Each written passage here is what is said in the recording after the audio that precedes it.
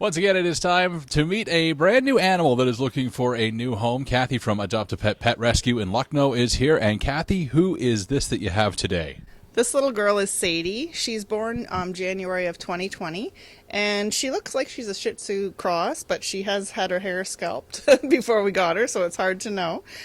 So we get a lot of dogs like this that come in when the people don't want them anymore, like a breeding system, and they're not really used to regular life. Like they don't know about house training, walking on leashes, that type of thing. So we are always looking for new foster homes and people that are willing to sort of get these animals used to life before they're ready to be adopted, because not most people are used to having a dog that's this scared.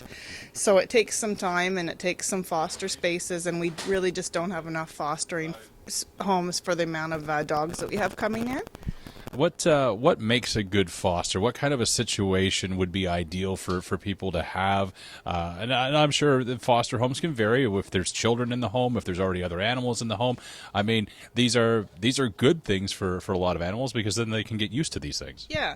The one really important thing they love usually is other dogs, unless they're really afraid of being bred. That can sometimes be a bit of an issue, but I find that the dogs gravitate to other dogs very quickly, and it's always good for them to get exposed to cats. They're not aggressive, it's just they've never been exposed to them.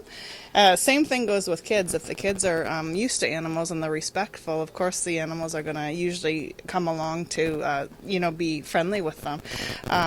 It does help in this type of a case where they're I call them a flight risk if they have a fenced yard, but of course if you're in an apartment and you know to put the dog on a leash and have them very secure and stuff like that, we would also consider that depending on the dog.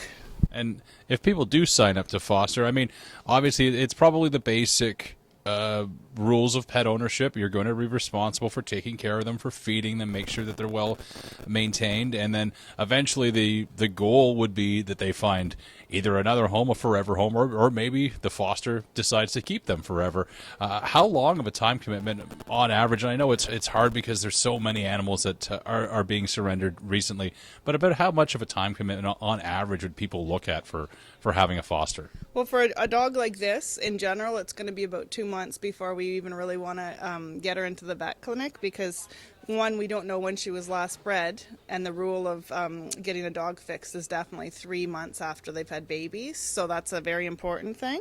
The other thing is you just want them to decompress a little bit so that they're not as apt to be nervous at the vet clinic. Unfortunately, with COVID rules, a lot of animals are passed in through the vet clinic door, and if a dog is scared, they'll back right out of their collar and be gone.